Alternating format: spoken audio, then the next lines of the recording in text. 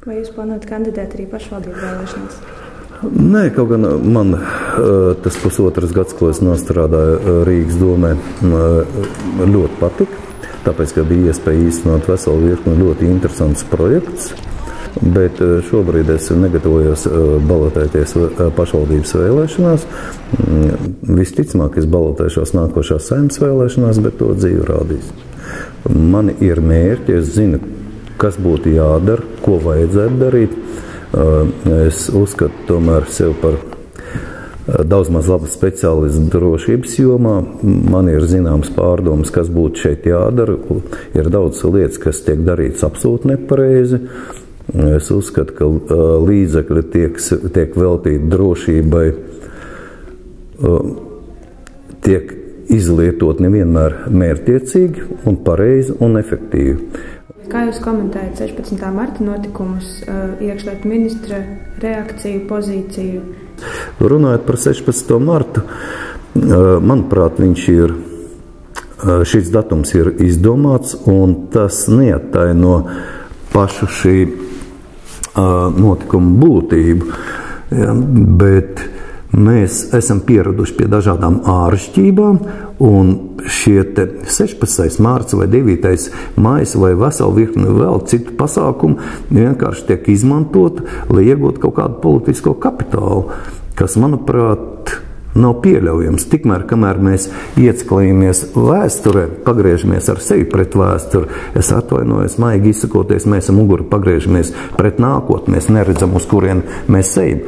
Tā tad ir jādomā nevis par to, kā atļaut vai neatļaut, bet ir jādomā par to, kā nepieļaut vispār šādu situāciju, lai tādas provokācijas vispār būtu iespējams. Te mēs varam runāt par to, ka gan var pieņemt likumu to, kas skar brīvības pieminekli, kādu pasākumu tur var noritēt, vai nosauciet man kaut to vienu iemeslu, kāpēc, pieņemsim, Praida gājienu nevar rīkot pie brīvības pieminekli, un Rīgas doma būs spiest saskaņot viņu. Bet jā, tā arī būs tīrākā provokācija. Es negribu, lai šīs seksuālais mazākums tur sāktu uzstāties pie brīvības pieminekļa vai vispār viņa sevi izrādīt kaut kur Rīgas vēsturiskajā centrā. Tas nav absolūti pieņemami, un, kā es jau teicu, tā ir totāla likumdevēja un valdības atbildība. Jūs arī teicāt, ka esat tāds rīcības cilvēks, bet balsojumā par Maizīti tagad nesen par savu kā sadvadītāju jūs atturējāties.